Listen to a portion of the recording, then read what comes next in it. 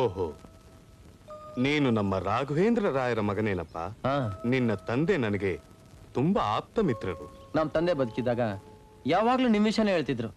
ನೀವು ಸಾಕ್ಷಾತ್ ಪುರಂದರದಾಸರ ಅವತಾರ ಅಂತಿದ್ರು ನಮ್ಮ ತಂದೆ. ನಿಮಗೆ ದೊಡ್ಡ ಸಂಗೀತ ವಿದ್ವಾಂಸ ಆಗು ಅಂತಿದ್ರು ನಮ್ಮ ತಂದೆ. ಸಂಗೀತ ಕಲಿಬೇಕು ಅಂದ್ರೆ ನಿಮ್ಮ ಹತ್ರನೇ ಕಲಿ ಅಂತಿದ್ರು ನಮ್ಮ ತಂದೆ. ಆಗ್ಲೇ ನನ್ನ ಆತ್ಮಕ್ಕೆ ಶಾಂತಿ ಸಿಗುತ್ತೆ ಅಂತಿದ್ರು ನಮ್ಮ ತಂದೆ. ಅದಕ್ಕೆ ಗುರುಗಳೇ ನಿಮ್ ಪಾದ ಹಿಡಿಯಕ್ಕೆ ಬಂದಿದ್ದೀನಿ. ನೀವೇನಾದ್ರೂ ಇಲ್ಲ ಅನ್ಬಿಟ್ರೆ. ಅಳಬೇಡಪ್ಪ, ಅಳಬೇಡ.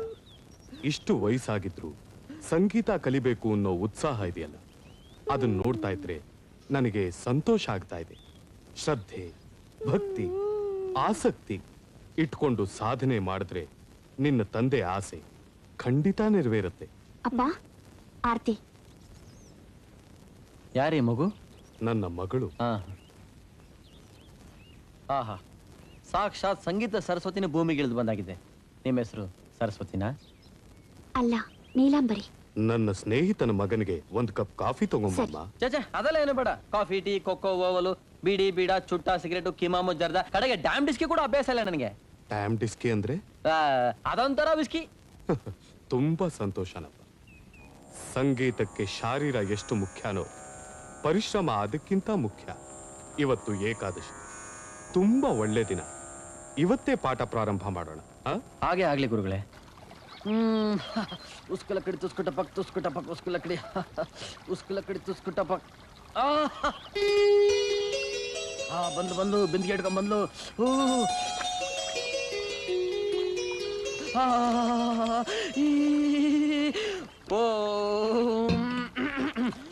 ಓಂ ಸ ಗಾ ಏನ್ರಿ ಇದು? ಹೀಗೆ ಕುತ್ತಿಗೆವರೆಗೂ ಮುಳುಗಿ ಸಾಧನೆ ಮಾಡಿದ್ರೆ ಗಮಕ ಬರುತ್ತೆ ಅಂತ ನಿಮ್ ತಂದೆ ನಮ್ ಗುರುಗಳು ಹೇಳಿದ್ರು. ಗಮಕ ಬಂತ? ಗಮಕದ ವಿಷಯ ಏನೋ ಗೊತ್ತಿಲ್ಲ. ನಡ್ಕ ನಿಂತಿಲ್ಲ, ಚಳಿನೂ ಕಮ್ಮಿ ಆಗಿಲ್ಲ. ಆದ್ರೂ ಅನ್ಕೊಂಡಿದ್ದೀನ ಸಾಧಿಸೋವರೆಗೂ ಅಲ್ಲಾಡೋದಿಲ್ಲ, ಬೇದ್ರೋದಿಲ್ಲ. ನೀರಲ್ಲಿ ಮುಳುಗಿ ಹೀಗೆ ಹುಚ್ಚುಚ್ಚಾಗ ಆಡಿದ್ರೆ ಸಂಗೀತ ಬರಲ್ಲ, ಚಳಿ ಜ್ವರ ಬರುತ್ತೆ. ದಡಕ್ ಬಂದು ಪ್ರಾಕ್ಟೀಸ್ ಮಾಡಿ. ಗುರುಗಳ ಮಾತು ವೇದ ವಾಕ್ಯ ಆದ್ರೆ ಗುರುಪುತ್ರ ಮಾತು ಉಪನಿಷದ್ ವಾಕ್ಯ. ಅಯ್ಯೋ ಬೆದೋಗ್ತೀನಿ, ಬೆದೋಗ್ತೀನಿ. ಕೈ ಕೊಡು, ಕೈ ಕೊಡು, ಕೈ ಕೊಡಿ. ಸರಿಗಮ ಪದ ನಿಸ.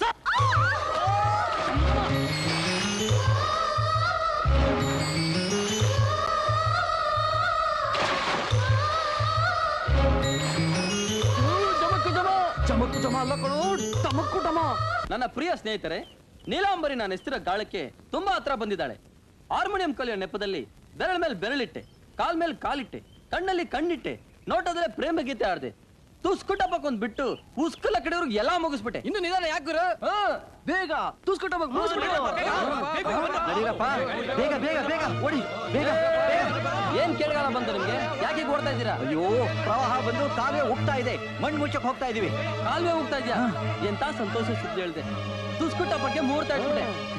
ಇದನ್ ತಿನ್ಕೊಂಡೆ ಮಣ್ ಮುಚ್ಚಕ್ ಹೋಗೋ ಪೂಜಾರಿ. ಕಾಲುವೆ ಹೋಗ್ತಾ ಇದೆ ಅಂದ್ರೆ ಏನ್ ಆಪತ್ಕಾದಿದ್ಯೋ? ಅಲ್ಲಿ ಕಾಲುವೆ ಹೋಗ್ತಾ ಇದೆ, ಇಲ್ಲಿ ಗೋಪಾಲನ ಹೃದಯದಲ್ಲಿ ಪ್ರೀತಿ ಹೋಗ್ತಾ ಇದೆ. ಶಂಕರ ಶಾಸ್ತ್ರಿಗಳು ಊರಲ್ಲಿಲ್ಲ, ನಾನು ಬಾವಿಗೆ ಬೀಳ್ತೀನಿ. ಶಂಕರ ಶಾಸ್ತ್ರಿಗಳು ಊರಲ್ಲಿಲ್ಲ ಅಂದ್ರೆ ನೀನ್ ಯಾಕೆ ಗುರು ಬಾವಿಗೆ ಬೀಳ್ಬೇಕು? ಮೊದ್ಲು ನಾನ್ ಬಾವಿಗೆ ಬೀಳ್ತೀನಿ, ಆಮೇಲೆ ಅವ್ರು ಬೀಳ್ತಾರೆ. ನಾನ್ ಹೇಳೋದನ್ನ ಬಾಯಿ ಮುಚ್ಕೊಂಡ್ ಕೇಳ್ರಿ. ನಾನು ಬಾವಿಗೆ ಬೀಳ್ತೀನಿ, ನೀರಲ್ಲಿರೋ ಮೀನಿನ ಮರಿನ ಹಿಡಿದು ಜೇಬಲ್ ಹಾಕತ್ತೀನಿ. ನೀಲಾಂಬರಿ ಮನೆ ಬಾಗಿಲು ತಡ್ತೀನಿ, ಅವಳು ಬಾಗಿಲು ತೆಗಿತಾಳೆ. ಏನ್ರಿ ಇದು ಬಟ್ಟೆಲ್ಲ ನಂದೋಗಿದೆ ಅಂತಾಳೆ. ಇದೇನು? ಯಾಕ್ರಿ ಬಟ್ಟೆ ಎಲ್ಲ ನೆಂದೋಗಿದೆ? ಪ್ರವಾಹ, ಕಾಲುವೆ ಹೋಗ್ತಿದೆ, ಸಂಗೀತ ಕಲಿಯೋ ಟೈಮು, ನೀನ್ ನನಗೋಸ್ಕರ ಎಲ್ಲಿ ಕಾಯ್ತಿರ್ತೀವ ಅಂತ ಉಕ್ಕಿ ಹರಿತಿದ್ದ ಕಾಲುವೆ ನೀನಲ್ಲಿ ಈಜ್ಕೊಂಡ್ ಬಂದ್ಬಿಟ್ಟೆ. ಆಗ ನೀಲ, ನೀವು ನನಗೋಸ್ಕರ ಎಂತ ಸಾಹಸ ಮಾಡಿದ್ರಿ, ಈಗೆಲ್ಲ ಮಾಡಿದ್ರೆ ನಿಮ್ ಆರೋಗ್ಯಕ್ಕೆ ಏನಾಗುತ್ತೆ ಅಂತಾಳೆ ನೀಲ. ಹೀಗ್ ಮಾಡಿದ್ರೆ ನಿಮ್ ಆರೋಗ್ಯ ಏನಾಗುತ್ತೆ? ಬನ್ನಿ ಬನ್ನಿ, ಇಲ್ಲಿ ಕೂತ್ಕೊಳ್ಳಿ. ಆಸೆಯಿಂದ ಅವಳು ನನ್ನನ್ನೇ ನೋಡ್ತಿರೋವಾಗ ನಾನು ಅವಳು ಹೃದಯ ನೋಡುತ್ತಾ ನನ್ನ ಜೇಬಲ್ಲಿರೋ ಮೀನಿನ ಮರಿನ ತೆಗೆದು ಅವಳು ಬ್ಲೌಸ್ ಒಳಗೆ ಹಾಕ್ತೀನಿ.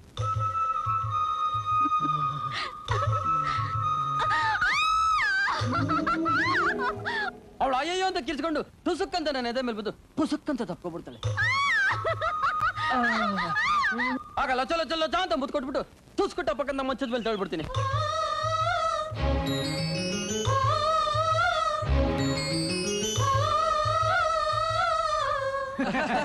ಗುರು ಏನು ಪ್ಲಾನ್ ಗುರು ನಿಂದು ಅದೇ ಕಣ ಈ ಉಸ್ಕುಲ ಕಡೆ ತುಸ್ಕುಟ ಪಕ್ಕ ಗುರು ಇನ್ನು ನಿಧಾನ ಯಾಕೆ ಬೀಳ್ ಗುರು ಬಾವಿಗೆ. ಪ್ಲಾನ್ ಏನೋ ಚೆನ್ನಾಗಿದೆ, ಆದ್ರೆ ಬಾವಿ ಬೀಳೋದಕ್ಕೆ ಭಯ ಆಗ್ತಿದೆಯಲ್ಲ ಗುರು ಧೈರ್ಯ ಸಾಹಸಿ ನೀಲಂಬ್ರಿ. ಬಾವಿಗೆ ಬೀಳೋದಕ್ಕೆ ಯಾಕೋ ಭಯ ಆಗ್ತಿದೆಯಲ್ಲ. ಒಂದ್ ಕೆಲಸ ಮಾಡೋಣ, ನಾನು ಕಣ್ ಮುಚ್ಕೊಂಡು ಉಸ್ಕುಲ ಕಡಿ ಅಂತೀನಿ, ನೀವು ಕಣ್ ಬಿಟ್ಕೊಂಡು ತುಸ್ಕುಟ ಪಕ್ಕದ ತಳ್ಳಿಬಿಡಿ. ನೋಡ್ತಾ ನೋಡ್ತಾ ನೀನ್ ಹೆಂಗುರು ಬಾವಿಗೆ ತಳ್ಳೋದು? ಹಾಗಾದ್ರೆ ನೀವು ಕಣ್ ಮುಚ್ಕೊಂಡು ನನ್ನ ತಳ್ಳಿಬಿಡಿ. ರೆಡಿನಾ? ರೆಡಿ. ಉಸ್ಕುಲ ಕಡಿ. ಮಕ್ಳ ಏನ್ ಗುರು ನಮ್ಮನ್ನೇ ತಳ್ಬಿಟ್ಟಲ್ಲ.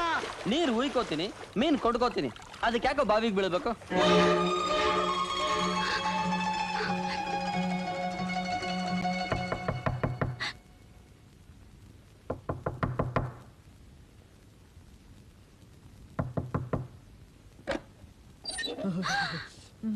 ಇದೇನು ಯಾಕ್ರಿ ಬಟ್ಟೆ ಎಲ್ಲ ನಿಂತು ಹೋಗಿದೆ? ಪ್ರವಾಹ ಕಾಲುವೆ ಉಕ್ತಿದೆ.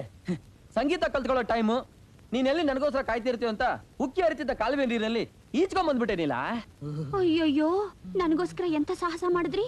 ಹೀಗ್ ಮಾಡಿದ್ರೆ ನಿಮ್ಮ ಆರೋಗ್ಯ ಏನಾಗುತ್ತೆ? ಇದೇನಿದು ನಾನು ಅಂದಾಗೆ ಅಂತಿದ್ದಾಳಲ್ಲ.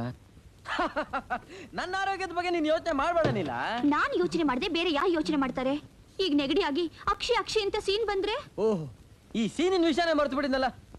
ಅಕ್ಷ್ ಅಕ್ಷ್ ನೋಡಿದ್ರಾ ಹ್ಯಾಕ್ ಸೀನ್ ಬಂತು? ಹೌದು, ನನಗ್ ಸೀನ್ ಬರುತ್ತೆ ಅಂತ ನಿನ್ಗೆ ಗೊತ್ತು? ಹಾ, ನಿಮಗೆ ಸೀನ್ ಬರುತ್ತೆ ಅಂತಾನೂ ಗೊತ್ತು, ನನ್ನ ಸೆರಗಿನಿಂದ ನಿಮ್ ತಲೆ ಒರೆಸ್ಬೇಕು ಅಂತಾನೂ ಗೊತ್ತು, ಆಗ ನೀವು ನನ್ನ ಬ್ಲೌಸ್ ನಲ್ಲಿ ಮೀನಿನ ಮರಿ ಬಿಡ್ತೀರಾ ಅಂತಾನೂ ಗೊತ್ತು. ಆಮೇಲೆ ನಾನು ಹ್ಯಾಕ್ ಕಿರ್ಚ್ಕೋತೀನಿ, ನೀವು ನನ್ನನ್ನು ಏನ್ ಮಾಡ್ತೀರಾ ಅನ್ನೋದು ನನಗ್ ಗೊತ್ತು. ನಾನೇನು ಮಾಡ್ದೆ, ಇದೆಲ್ಲ ನಿನ್ಗೆ ಯಾಕೆ ಗೊತ್ತಾಯ್ತು? ಹೇಗೆ ಅಂದ್ರೆ ಹೀಗೆ.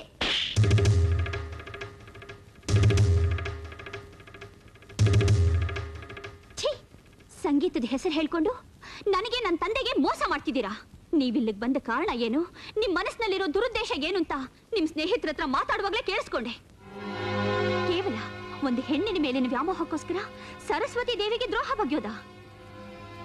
ನಿಜವಾಗ್ಲೂ ನೀವು ಗಂಡಸಾಗಿದ್ರೆ ಕಷ್ಟಪಟ್ಟು ಸಾಧನೆ ಮಾಡಿ ದೊಡ್ಡ ಗಾಯಕರಾಗ್ತಿದ್ರಿ.